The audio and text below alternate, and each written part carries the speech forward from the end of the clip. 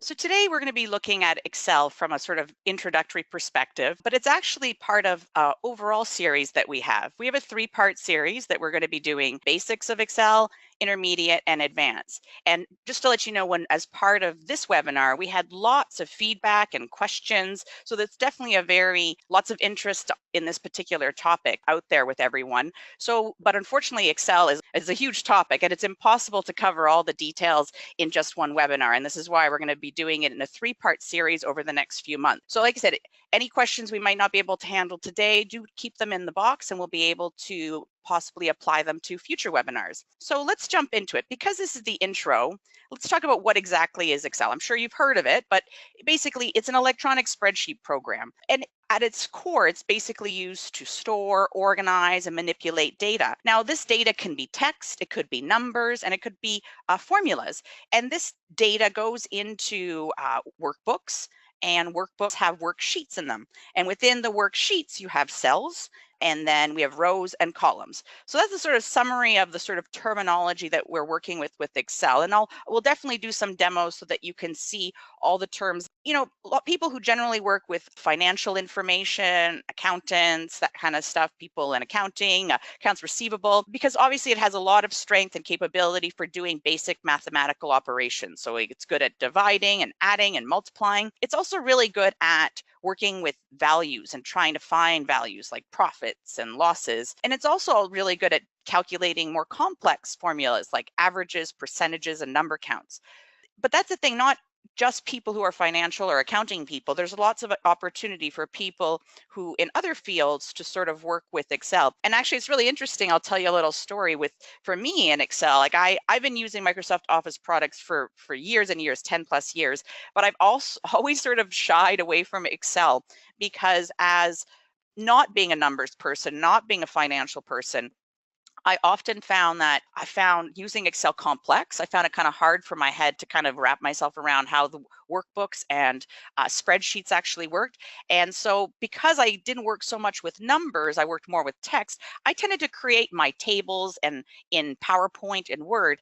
And what's been interesting though is in the past few years, as Microsoft has been evolving all their suites of Office like Word, Microsoft Word, PowerPoint, and Excel, they've done so much in the last few years to Excel that they've definitely changed it from and made it definitely more usable for people like me who are not the financial people, and made it easier to use sort of tools and one-click functions to get the functionality of analysis, of reporting. And again, I might not be doing sort of complex formulas, but there's definitely for anybody sort of organizing data information, there's lots of capability for you to use within Excel. So let's talk about it and actually dig into and jump into using Excel. So at a high level, let's talk about the navigation of Excel. So like all other current, and just as a context here, I'm going to be using Excel 2016. And like I said, the reason for that is because it's the most recent one. It's one I have on my laptop, but it's also the one that I find Microsoft is definitely up the game in terms of functionality for people who are not financial or numbers people. I find in previous, and we will be talking about a lot of some of the functionality that has existed over the last few versions. But like I said, this last iteration of the product definitely has made it, and you'll see as we jump to it, really easy click in terms of one-click solutions, and also made it very familiar from a navigation perspective across all their products. So as you see, if you work with Word or you work with PowerPoint, you'll see that very similar type of approach. You have tabs along the top, then you have each tab has a corresponding ribbon with a whole bunch of buttons and functionalities within that ribbon area. You also have a quick access drop-down menu that has functions that are more commonly used like print and save and that kind of stuff. But that quick access drop-down menu can be customized based on functions that you may use on a more regular basis. Now, what's a little different about Excel is you also have now underneath the ribbon, you have this area called the formula bar. And this is a pretty important area to look at as we sort of start working with Excel, because this sort of tells you the background of what's going on in a particular area of your spreadsheet. So what you have here is you have it's called the name box or cell address. This tells you where your cursor is actually looking on the spreadsheet, or we'll call it the worksheet. And it also has here a formula bar, and it will tell you based on what cell you are actually activated, what data is in that particular cell. And as I mentioned, this is the whole document that you save is called a workbook. And within a workbook, you can have many worksheets. So when you create a new workbook, it generally just defaults and will give you one new worksheet, but you can easily add the plus button and add additional worksheets. And like I said, there's a whole level of complexity in future editions that, and as you get in more into the intermediate and advanced uses of Excel, that you can link these worksheets together, you can populate data across these worksheets, you can pull data from one worksheet into another, lots of functionality there. And then we're going to talk about adding data. So there's many different ways that we can add data into Excel. We can actually type data in, typical just using your keyboard. We can copy and paste data from other locations, other workbooks or worksheets, from a table in Word or other documents. And you can also import it from other sources. And what you see here is a bit of a screenshot of some of the options that are available. You can pull data from other files and other workbooks. If you have your Excel connected to particular databases in the back end, you can pull data from there. Potentially, you might have some online or cloud services that Excel can be connected to. So there's lots of opportunity here. Again, this is more when we're dealing with large data sources potentially. You might have like customer lists potentially in a database, and you might have to pull all of that into Excel. Obviously, you want to do that and not actually type out all your customer addresses and that kind of stuff. So let's actually jump into Excel, and I'll show you a little bit of a walkthrough of the navigation like I just mentioned, and we'll talk a little bit about adding the data. So I'm just going to pull up my basic getting started. So as I mentioned here, there's the two worksheets, and I'm going to just add a new one to get started. I'm going to just move my little area here for my webinar out of the way. Okay, so as I mentioned, this was our quick access drop-down menu, and the toolbar here has options for saving, opening, printing.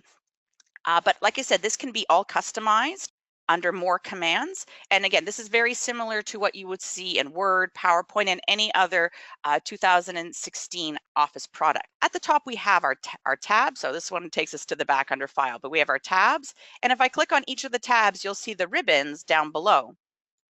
And each of these ribbon areas have a bunch of corresponding buttons or tools or abilities, depending on which tab that you're actually clicking on. And as I mentioned here, this is your sort of cell name of your cell. So this tells me where my cursor is. So the way Excel is sort of set up is you have columns along the top, it's letters, and you have rows along the side, which are numbers. And then as you see, if I put my cursor in any of the locations, you'll see that the name of the cell is listed up here in the top corner. And if I was to add information to this particular cell, so say I'm going to put sales numbers, you will see that now when I go to this, it's A3 is the cell, and the data in this particular cell is sales numbers. So as I mentioned, the information in cells could be words. It could also be numbers. So I'm going to just put up here January 2018.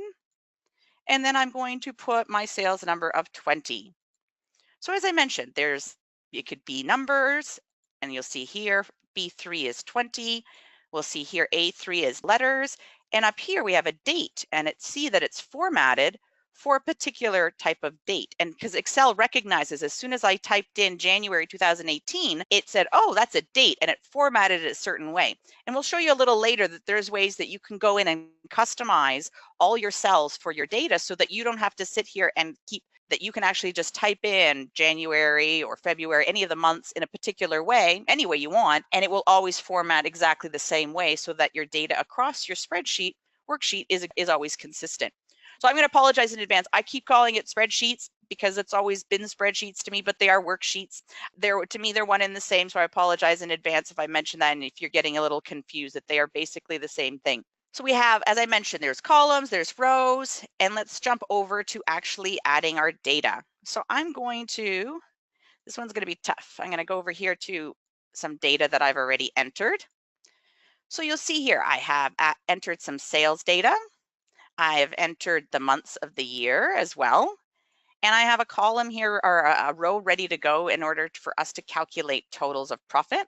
And I also have a column here at the end for us to calculate the totals in terms of total number of sales and total number of overhead costs.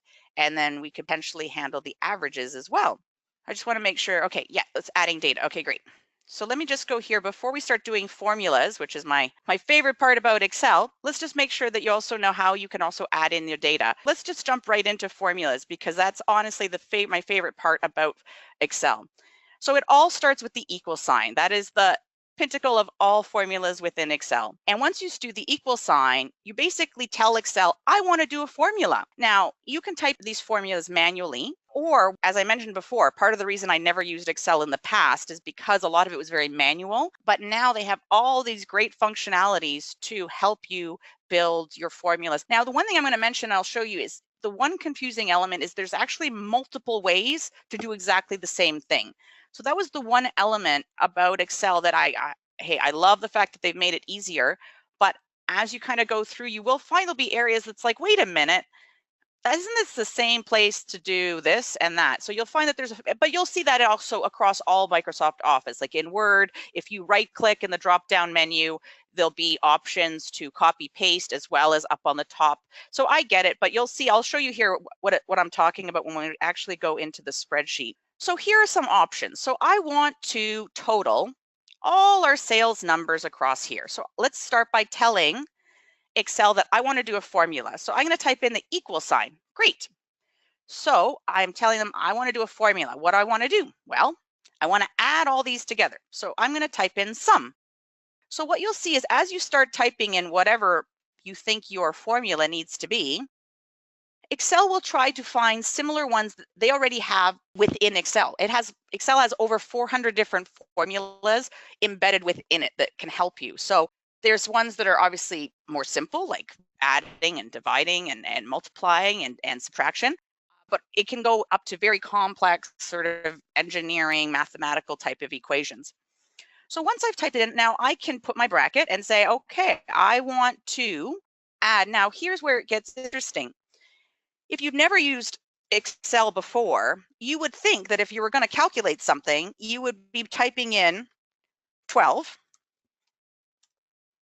plus 12. So basically, I'm typing in these rows and I'm going to add them all together, which is good in theory, and that should give you a total. But the problem with that is that if you ever change any of these numbers, then this will not change because it's the actual data. So you see, if I actually click in it and I go up here to the formula bar, I know that even though it's totaled it to 24, the actual formula of the data in this cell is 12 plus 12. Now, so that's the problem if you actually do it manual. This is why using formulas with cell calculations. So you're telling Excel, do this calculation with the cell. Don't worry about the actual data in the cell, just do the calculation, the formula with the cell. And that gives you the flexibility to change the data and hence you not have to change the formula every single time. So let me show you how that works. So I'm going to type in equals and sum, and I'm going to add a bracket. Now I could type in, so this particular cell here is B4, so I could type in B4. So you'll see as I typed in B4, it is now highlighted this one in blue. So I'm going to type in plus, plus, and then I'm going to, what is the one beside it? C4, and I'm going to do plus. So I could keep doing that. You got to get the point over and over and over again. Now that would take a whole lot of time, especially if you had like a gigantic worksheet with lots of columns and stuff. So this is where Excel's made it much, much easier for you. So I could do the same thing, equal sum bracket, and I could just drag across. And then I can close the parentheses, or I could just press enter, and great. And you'll see that the total is there, 231. But when I put my cursor on it, on the cell, you'll see that the actual formula is sum B4 all the way to M4, and that's your total there. Pretty cool. Now, what I was saying about the fact that there's multiple ways to do this and where it gets a little bit confusing is sums, averages. There's certain formulas are the most used across all spreadsheets. And obviously Microsoft has done lots of studies to figure out what are the most commonly used functions. So because they recognize this, they've put some of these functions sort of in a one-click type of approach. So you'll notice if I go here along the home ribbon on the top, there's an option called auto sum. If I go here and I just double click auto sum, look, I got the same amount. So Excel basically did a little bit of artificial intelligence. It decided based on its format, where it is in the cell and the data that was beside it, that it should total all this data. Now, again, sometimes it doesn't get it right, and you have to actually go in and play around with the information. But I love the fact that at one click, I could put my cursor here. I could go here to auto sum, double click, and it will go across and do the formula for me. Now, I'm going to just delete that. It also, there's a drop-down option here, and these are some others functionality that Microsoft has found is very commonly used. So they made it one click. So say I wanted to just one-click average. So it doesn't recognize the average. It wants to total these amounts. So it wants me to actually highlight it. Great. So now it gave me, so that's where sometimes it's intelligent, but sometimes you have to give Excel a little bit of help because it doesn't recognize the numbers. But really by one or two clicks, I was able to kind of get now it's totaling all this information across all these columns to give me the average. Now say I wanted to do subtraction, something that's not in this auto sum. Oh, sorry, I did want to mention, just to show you that this also exists in another place. So this auto sum, if you go under here under formulas, oh look, auto sum, again, same thing. Oops, don't put that in there. So I think it's fascinating that it's literally in 3 different places. But again, I like the fact that, if you don't forget where it is in one place, you could easily find it in another location. And I also want to mention while we're here, in this particular tab of formulas, this is where you'll find, as I mentioned, the 400 plus formulas that Microsoft has added to Excel. So you'll see recently used. So if there's things that you commonly use, they're great. They're easily one click. And then basically they have them sort of divided based on functionality. You have text related ones, math and trigonometry, reference related ones, time and date sort of functionality. So lots of different formulas here as well. But again, like I was saying, the auto sum. Now the problem is we don't have subtraction. So we're going to have to actually do this formula on our own. So to do this though, and save ourselves some time, we can create the formula once and then copy it across. And that's one thing I really love about Excel is, now again, sometimes the intelligence isn't right on, but generally I'd say 90% of the time it's quite on top of it. So let's get started with this equation. I want to do sales minus overhead to give me my profit. So like in any time to tell Excel, let's throw a formula, I'm going to do equal sign. Now, in this case, I want to subtract. So I could do subtract,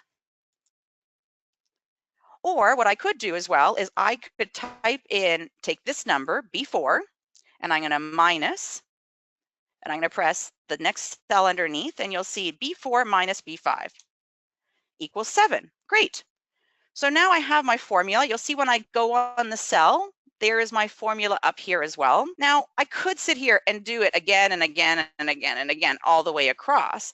But what I love the fact is that you can copy the actual formula, not the actual data. So when I right click on here, I can copy. And if I go over here, I can choose to paste the value or I can paste the formula. Super cool. Now watch, if I grab the edge of this cell and move it across, Excel will copy that same formula all the way across all those columns. Super cool from a time-saving perspective for sure. So those are just some of and that applies both with columns and rows, the ability to sort of drag and drop formulas all the way across. Now, again, if I can't go here because here we're actually talking about total. So we need to work on a different type of equation for this part of the worksheet. All right, so let's jump back into the presentation here. So once you've actually sort of put a worksheet together, it can be, if it's not very much data, it's kind of easy to look at, I guess. But if you are actually working with lots of data and lots of rows and lots of columns, really hard on the eyes, especially if your information is not formatted well. So Microsoft has lots of capabilities. So let me just go here to another spreadsheet. Here's one. Now this one has many rows. So to make things more interesting, but what we've done here is we've created some coloring on the different columns. And the way we do that is I just highlight the whole column by going to the top and clicking down. And I can go here to the fill color. And like this, I can change it to be blue. I could make it whatever color I'd like. And say, for example, I want to make this part, this line underneath this row much bolder so that people understand that this is sort of the titles and this is the data below. If I highlight this particular row, there's a drop down menu right here on the home tab. And if I drop down, it gives me all these options for borders. So this is the border where I can control the border around the cell. I can control the border around many cells.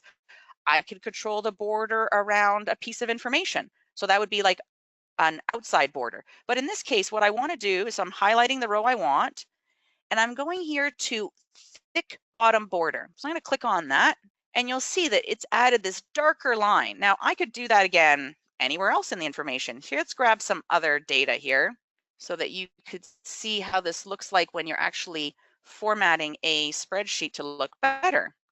So here's a budget information. So we could have left it all, black and white, but by adding, sort of highlighting the yellow, we're able to highlight particular quarters that we want people to look at. You'll see here as well that you can add borders at the top and the bottom of certain sections, certain rows, to help highlight the information. Now, say for example, you wanted to start from scratch. You put some rows in, you put some borders in, and you didn't like it. You do is just select the whole spreadsheet or worksheet. And I'm going to go here to the drop down again, and we're going to say no borders.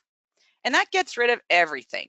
And then we can get started again in terms of adding our borders. We could add borders at the top and at the bottom. We could add fill color to make it more bold and a different sort of color coding. Again, just to help the information really pop out. You can also play around with the fonts. So it has whatever Calibri or is the sort of automatic font. But if you have a particular company font that you want to use, you can highlight your information. And just like in any other Microsoft program, within the Home tab, you have all the functionality for changing fonts. You can change, I also can right click on the text, and I have a little sort of drop down of changing the sizing, the coloring, whatever I'd like in terms of that information.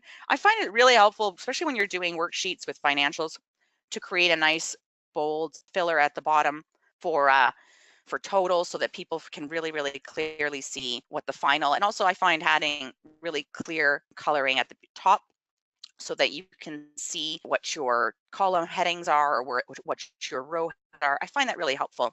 So once you've sort of added your data and you're working, you have a worksheet with usually looking sort of like a table of data. Sometimes, obviously, if the data is not very complex, you can look at the information that way, and it's not a problem. So let's take a look at that. So for example, here, the sales data. This isn't that complex to look at, right? Like, we're really looking at 4 quarters. We're looking at 4 different regions. The numbers aren't that big. So from a presentation perspective, possibly from an analysis perspective too, it wouldn't be too hard to do that in this type of information. But what if you have a lot more information? What if you have like lots of information and you want to see it? And this is where charts definitely help visualize your information so that you can analyze it more effectively. So the way we do that is, so here's one I already created, but I'm just going to delete that for now and just show you how I did that. So here's some sales data. Now, for our meeting, we want to sort of compare our sales based on the different regions and our different products. Now, when you're creating a chart, you can decide and you can tell Excel what values, which rows and columns you want to include in the chart. It doesn't necessarily have to be everything. So I'm going to get started because I don't find it valuable to add the totals into the chart, because we're doing, for this example, we're doing a comparison analysis. So the totals aren't really going to help us in this instance. We really want to look at products and regions. So I'm just going to go here and I'm going to highlight the products and the regions. And then I'm going to go along the top to insert. And then we have the option here of all these charts. There's a whole sort of area. Now, a great addition to, again, 2016 is, in the past, this always existed. You could always go in here and pick a chart, and there's different drop-down menus. There's bar chart, column charts, bar charts, pie charts, whatever you'd like. But feature with 2016 is now PowerPoint has, or sorry, Excel has this recommended charts. I love this because one of the most commonly asked questions people ask is, what chart, because there's so many different charts, what chart should I use to best show my data? So the fact that it has some intelligence, it will kind of look at your data and just, you know what, as much as you might like pie charts, that's probably not the best way to display this type of data in a pie chart. Probably a bar chart is a more effective, or a column chart or stacked bar is the best way to show it. So I'm going to decide, you know what, this is going to give us a better sense of units for the product. So I'm going to go with that one. Great. And I love the fact one click and they have Excel has generated a beautiful chart for me. Now I can go in and do some customizing. Now when I actually have my chart selected, you'll notice that a little tab appears up here at the top called Chart Tools. Very similar, again, like Word, PowerPoint, similar functionality. So, but you see it disappears when I'm not on the chart. So if I select the chart, it comes back again. And what it tells me is I have two tabs here that are specifically for helping me format my chart. So there's Design. So change the color scheme. So say I don't like this color scheme, oops. I can change the actual colors and make it all one color or multicolored. They also have some just stylistic formatting. Say you want it to be sort of, this has like a grayed background, some shadowing. This one has a more 3D beveled effect. This one has a sort of graded shade. So we have some functionality to add some, different look or style to your particular chart. You can also play around with formatting. So I can go in here and select each particular bar and actually change the color manually. So say I have a color shade for my brand, I can go in and enter those colors and make sure that my chart matches my branding colors. I can go in also and change the, say I want to change the title to sales data. I can also make decisions about how big or small, say that I'm finding this a little bit too small to read. So I want to make this a little bit bigger. Say I don't, you know what, we have the values here. I can actually move them manually so they're not on the actual bar. You get very specific, but say, you know what, we're going to look at the actual bars and we don't want to actually look at the value. So we're not getting any value from this chart at the bottom. So I'm just going to delete it because it's taking up space. So there's lots of sort of functionality that you can do to play around with your chart tools here under the formatting or under the design as well. And while you're going at it, then because it's connected, you'll see as I click stuff in the actual chart, you'll see it corresponding with the data in the actual worksheet. And that's because if I go ahead and change this, it will change it in the sales data as well. So that's something to keep in mind. All right, tables. Now, this is an aspect of Excel that I think a lot of people don't really recognize because they're used to doing tables in PowerPoint and Word, and then sometimes people, they perceive their worksheet as a table, but it's actually not. Until you actually click on the button saying, make this a table, Excel does not know, funny enough, even though it looks like a table, that this is a table that should be functioning as a table. And because it doesn't know, it doesn't offer up all the tools and functionalities that it happens to have to help you format your tables. So let's jump into some information here. Let's find. All right. So you see here, lots and lots of data, but it's literally just data in a worksheet. It's not actually a table. So if I want to make this a table and tell Excel, hey, I want you to recognize this as a table and hence give me all the tools that are available, I'm going to select all the data and I'm going to go here to insert and I'm going to select table. And because I've selected all of it, it's going to ask you, where do you want your data for your table? Yep, this is it. Yep, it's just going to say that it's very big. Yes, I know that. Because what it's trying to do is it's trying to create, it's big data. It's trying to create my table beside my information. Let's just go back to here for a second. I'll just talk a little bit more about some of the table tools while that loads itself up. Once you've actually selected it as a table, just similar to chart tools, similar to Word, similar to PowerPoint, when you actually select it, you have a little tab that comes up above the tab ribbon that says Table Tools. And that generates these new tabs that exist for designing and formatting. And you'll see this looks very familiar to Word, to PowerPoint, in terms of helping you one-click format your table in terms of adding banded rows, adding, you can see you can make the header row, one click, different sort of color. You can make the last column, the first column, lots of stuff like that. Oh, here we go. It's finally caught up. So I wanted to move that over. Let's just undo that for a second and hop over here. Thank you. All right. I'm going to not select it. I'm just going to click here and I'm going to go to insert and I'm going to go to table. And it's going to say, okay, let's do a table. Oh, it's just doing a table top. Okay. All the data. Here, I need something a bit smaller. Sorry, guys. Let's go here. Table, insert. Yes, thank you. Hallelujah. So now you see here, it automatically, because it recognized it as a table, made some decisions for you. It decided, okay, I'm going to do some formatting, but you can go and change that. You can change the colors. You can even put a whole new style. Maybe you don't like these colors. Maybe you want your own colors. You can go in and do that. I love the fact that at one click, it can kind of go in and you can decide, I want the first column to be bolded so it's easier to see. I love the fact that it's, and one click I can kind of make some decisions on how the information looks and feels. And especially then if you're copying and pasting this into like another presentation like PowerPoint, I love the fact you can do all that formatting here without having to do that formatting again in another program and application. So let's talk a little bit about viewing worksheets, because again, when you're dealing with a small amount of information, not a big deal. When you're dealing with lots of information, it can get a little bit unruly trying to work and manage around all these different rows and columns. So within the view tab of Excel, there's some great functionality to help you sort of look at your information. So let's take a look about the freezing area. So here's my gigantico list of data. And again, I could sort of scroll through and try to get to the bottom of the info. Maybe if I get down here, I'm like, oh, I forgot.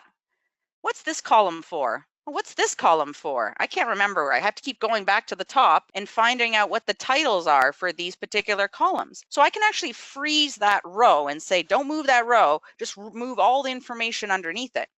So if I highlight that row and I go along the top to view, there's an option called freeze panes. So I can, and it'll tell you right there, I can freeze panes, keep the rows and columns visible with the rest, freeze the top row, freeze the column. So say you could do it this way, you could freeze all the information. And then if I'd have to make these columns really big to give you the idea, but see if I scroll this way, you see that the column here does not move. And I can do the same thing, freeze top row. So as I scroll my information, you'll see that the top row always stays the same. So this is just really, really handy, again, when you're dealing with lots of different information. There's another sort of functionality here that I wanted to mention called split. Again, when you're dealing with these long log worksheets with lots of data, and say, you want to do some sort of comparison at the same time, you have the ability to split the data in two and look at it. So say I'm going to go down here and split it in half. I'm going to go here to row 100, and I'm going to click the option here to split. What you'll see is a little line appears along the middle of my worksheet. And now when where'd it go? I lost it. There it is. Okay, here it is. I'm going to go here to split. Oh, it's getting confused because of my because I have my freeze planes. Let's unfreeze this. So actually, because I have my freeze pane on, is that very interesting? It wants to do both at the same time, but you'll see I can scroll through this information here independently of this information. So this is super handy. Like say, you were looking for different records and you wanted to find and compare different records. Again, I've seen some people have literally one worksheet open, jumping to another worksheet, back and forth, when really you can have all the same data in one place. And then you basically sort of just, like I said, scroll through it and slice it and actually look at the data. And you're really not doing anything to the data, you're just looking at it differently. So again, this freeze pane is very helpful, and also the split very helpful when looking at your data. All right, let's talk a little bit about saving and printing, just because printing in itself at Excel can be a little bit of an exercise in patience sometimes, because again, if you have a very small worksheet, not a big deal. But when you're dealing with very large files, like this one, for example, with lots and lots of data, or where's this one? Another one that I had here that was very wide, this budget one. So it's how do you fit this all on one page? For example, say you wanted to hand it out to your team and you didn't want it going across many pages. How do you do that? So first off, let's talk about saving. So I'm going to go here to the File tab, and this takes us to the Backstage view, which is very similar like all other Microsoft products. And I'm going to go here to the Save option, which it's already saved, but I'm going to go here to Save As. And similar to other products, other Microsoft Office products, I can decide on the name, where it goes. I can decide whether I save it on the cloud or whether I save it on this particular PC. But I'm also, in this case, I'm also going to just go here to Print. So in the print option here, you'll see that, and what's interesting too is sometimes you might say you want to send, some financials to someone, but you want to send the spreadsheet. You want to send like a PDF. You can also print to PDF. So it functions very similar to a printer. But what you'll see right now is, my budget is cut off and it's going across 3 pages. That's not very convenient at all. So you have some options here. You can change the orientation, make it wider. You can also make some decisions on whether you want to just print the active sheet or the entire workbook, or a particular selection that you want to make. In this case, I'm going to just do the active sheet. We can also make the like you see right now, the margins are pretty big. So maybe I want to make the margins a little bit more narrow. Ooh, it's still not quite fitting the way I'd like. So we have some options here to go to page setup. So you can actually get to this again many places, but I find it easier here in this print option section of Excel. And it will open up this little box that gives you options. So you can adjust, so you can shrink this actual whole worksheet down so it fits on one page or fits it by 1 page wide by 1 page tall. I also love the fact that you can add a header or a footer type of thing. So say you want to change the title. You want it to say budget projections, and maybe you want to add something like confidential.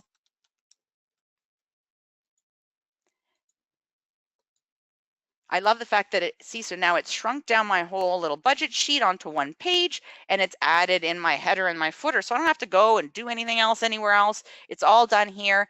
And then I can either, again, print it to my printer or print it PDF, which will basically make it into a PDF file that I can then send either with a watermark or with some sort of password protect. And we're going to get a little bit into the security part of how you can do that as well with Excel.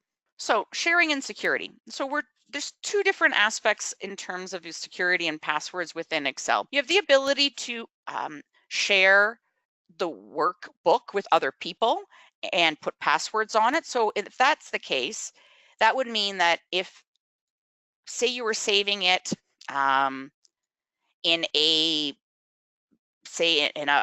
network drive somewhere with other people, you can add a password to open it. So that's an overall security. So say you just want control over who opens your entire workbook. This is how you would do it in the save option. What I also really love about Excel is the ability to control security around actual cells or worksheets.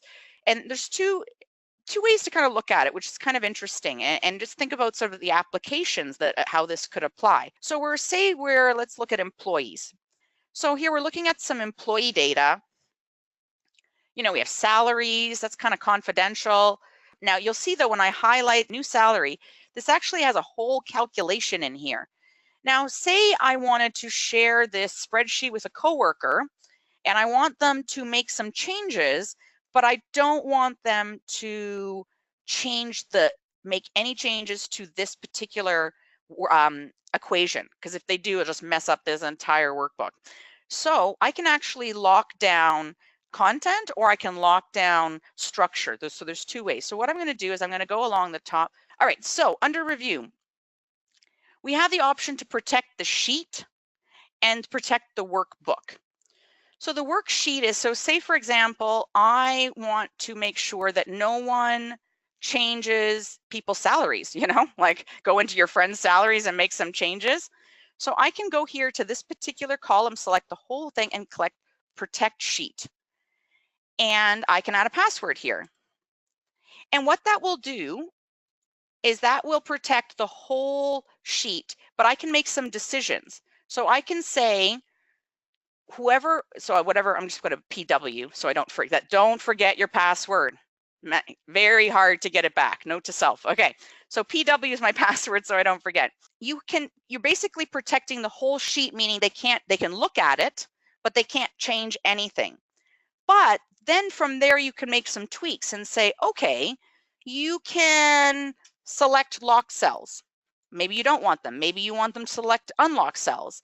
Maybe you want them the ability to insert information. Maybe you want them to be able to edit content.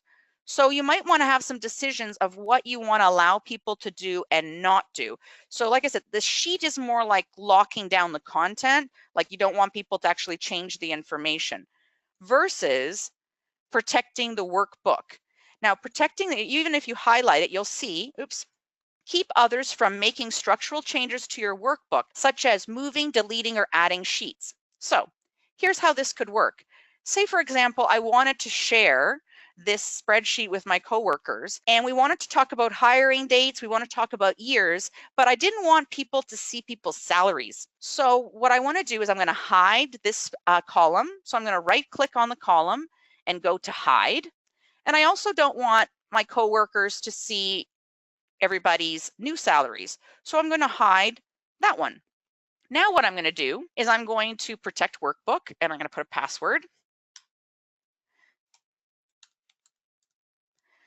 So now what happens is, say, because I've hidden these particular columns, they're hidden, I can click, I can look at the data, but say I'm like, hey, I know there's supposed to be a column here on salaries. I want to unhide it, but I can't because it's been password protected. So that's a sort of way that you kind of can get away with, say you had a great example, a friend of mine uses this all the time, is you spend all this time creating really complex formulas that goes to other sheets and other places, and you definitely don't want people to mess around with that. So what they do is they actually create those in certain columns and lock that all down and protect the workbook, and then people can't actually unhide that. You can also do it with the actual full worksheets. So say, for example, I had here under my employee data, I wanted to share this whole workbook with people, but I don't want them to see this particular tab. I could hide this tab. Right now, again, I'm locked out. I got to undo this. There we go. So now I have access to do this kind of stuff. So I can actually hide this particular whole workbook or worksheet, and again, then protect the workbook, PW. And by doing that, then the next person coming around might want to unhide, and you'll see everything is basically locked down. I can look at the data, but I can't actually go into those hidden areas. So again, this is a really handy feature. I find when you're working and sharing your spreadsheet or worksheets with other people, and especially when the data per se is not confidential, but you don't want people mucking around with your data. Super handy. Oh, and let's talk a little bit about sharing before we get into some of the features of 2018, or 2016. So we have this option here in the top right to share.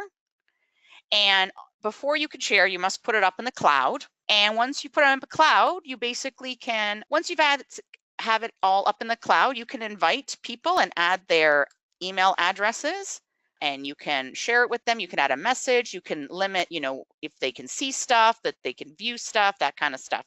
So very handy in terms of sharing information. Say you want to share a spreadsheet, but when you're in that case, you're sharing all of it.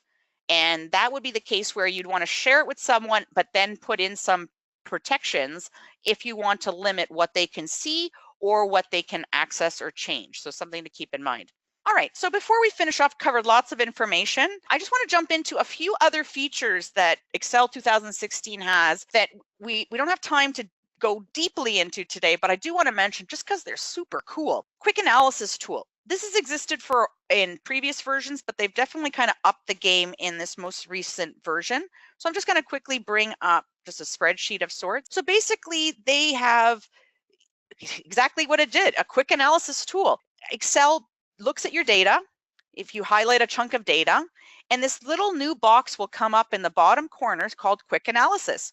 And when I click on it, it basically gives me options that I can do totaling. So say I wanted to do some basic totals and stuff. I want to do some formatting. I wanted to add some color charts. I wanted to add bars values to make it easier to see what the totals are. Say I wanted to just highlight those greater than a certain amount. Okay, say I want to just highlight the cells that are greater than 50. Okay, great. Wait, I've had too much stuff going on, so it's kind of hard to see. But I just love the fact that with this quick access toolbar or tool here, you can one click, you can create a chart very quickly. Now, again, you don't have all the same functionality that you have on the top with the ribbon.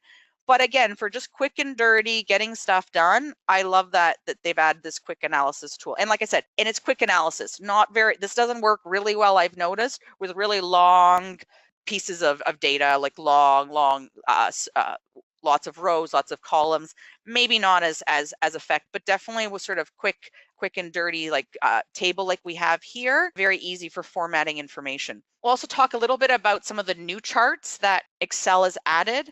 So I'll just quickly show them to you here. They're super cool. So we're going to look at some of the charts here under Insert.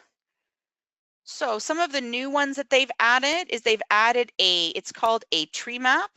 So what a tree map does is it sort of creates say like a visual representation of your data in a sort of color box perspective. Again, depending on the type of data you have, this may or may not be effective. They've also added some new charts in terms of recommended charts. Oh, I need to pick some data first. He's confused. Okay, let's go to all charts. So the new ones that have been added is they've added waterfall, they've added tree map, they've added this box and whiskers. Again, I'm not a big financial person, so I'm not really sure where this would be used, but I'm sure for people who find it useful would find that really, really handy. And they've also, like I said, the tree map one in particular, and the sunburst, I found really cool.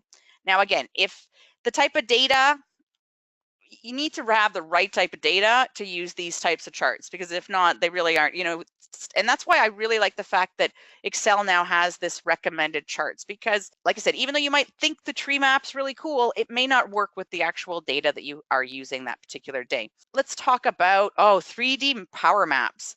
This feature is so super cool. I'll admit, complex, not the easiest to work with. But for applications where if you're in your business and you have latitude and longitude addresses and you want to strategically map your data, your sales, your customers, and you happen to have those locational data, the 3D Power Map feature is just like game changing in terms of that, like I said, being able to visualize your content on a map of the world, or you can even import your own maps and but again, I'll tell you right now, it's not the easiest to use. I'm not even I'll show you where it is. But like I said, you need to have the right kind of data in order for it's right here under Insert, under 3D Map, and it will open up its own little box. But like I said, it doesn't work with any data. It needs to work. It works with latitude and longitude and address data. It needs that. It needs to recognize that. So that's that's a webinar in itself. But I do want to mention it because I just thought for people who are in the type of business where you have that type of data, this could be honestly a great tool for marketing, sales, planning, that kind of stuff. And last but not least, pivot tables. Pivot tables are life altering, let me tell you. Pivot tables have existed for a while, but like I said, like anything else, Microsoft has definitely upped their game in terms of how pivot tables work and their functionality and how much easier they are to work with. So I'm just going to close out of here. Now, so we have some data. So in a nutshell, I'll just read it here. Pivot tables, they take your data and they summarize it. Now you could do that like we did with our tables here. You know, we could go here and do grand totals. We can do totals there. We could do that kind of stuff. But, oh, actually, let's look at some more complex data. I think this would look better with this data. Here we go. Let's close out of that and erase that. All right. So here we have some pretty complex furniture sales data. And so this is a lot harder to analyze. So we've done summaries, we know items, we know totals, we know dates, we know regions, but this is a lot of information to kind of go through and try to figure out how did we do in our sales. So this is where pivot tables is like one click, basically reporting, and then I'll show you what you can do with it. So, and that's, again, I'm going to show you how the intelligence works. So I'm going to go up here under insert. So we have the option for pivot tables, and love it, 2016, now we have the option for recommended pivot tables. So let me just jump into pivot tables and then understand that now Microsoft Excel will actually help you pick the best format of pivot tables. But let's start from scratch. So we're going to ask for a range, and so I'm going to say, okay, all of that, give me all of it, pivot table, all of it. Okay, it doesn't want these. Okay, just give me these columns then. There we go. Perfect. So before you freak out, your data is still there. It's in another tab at the bottom.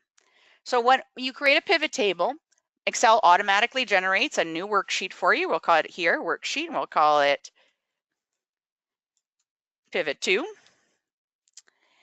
And I'm going to just click here in this placeholder. So what we got here is Microsoft has gone through your data in that worksheet that we had and decided based on the columns, the rows, and has sort of sorted all the data. So we'll hear this is the data that's in that particular worksheet. So I can make some decisions on what I see. So say I want to look at regions, and I'm going to click on regions, and I want to look at date. Oh, but I just want to look at years. I don't want to look at quarters. I just want to look at years. And I want to look at cost.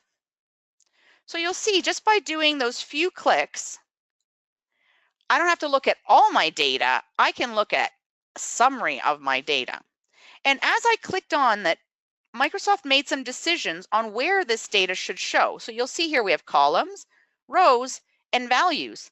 Now, what I love about pivot tables, and exactly its very name, pivot, is the ability to very quickly on the fly pivot or change how you look at the data. So say you know what, I don't want the years as a row, I want the years as a column. So you see in one click, now I'm able to see my regions and how many sales they've done per year. Oh, say I want to change that around. Okay, years comes back to row and regions become columns. Same thing. Very quick, easy drag and drop. Say I want to add more content and more information, more data. And I can, again, just decide where this data is. And what's awesome is the fact that it also collapses it down so that you can look at it summarized like it is right now, or expanded if you actually want to see the data. But in terms of so you see this little pivot area disappears, but when I click on the data, it appears again. At really a few clicks, I can customize a report and make some decisions on what data I'm looking at. Super cool. The possibilities with this are endless. And just so that you know though, so pivot tables are kind of like a beast in itself and very similar to all the rest. When you're activated in the pivot chart or pivot table view, you'll have the pivot tables tool along the top ribbon, and you'll see these additional features to analyze. So you have some features here to clear the data and move the data. And I also want to quickly mention though, pivot charts. So pivot charts are important because they are connected to the actual pivot table. So if I was to, so you see here, here's my table, here's my chart, and here's my table. If I change the data around and I add product or customer, you'll see that it's going to start adding that data to my particular table. See, it adds it here to my chart as well. As I play around with the data, it is connected to the chart. So that only happens here in Pivot View, just to let you know. This doesn't happen with insert with these regular charts. So regular charts and pivot charts do not play well together. So that's just something to keep in mind. Anywho, lots of capabilities with pivot charts. Like I said, we just literally touched the surface of what you could do with them. So we're going to take some questions, but I did want to let you know that thank you again for joining us. Hope you found this useful, and we'll be going in a little bit deeper for our next Excel training. Great. Well, I really hope that you guys found this webinar helpful, and I hope you'll join us for our next one.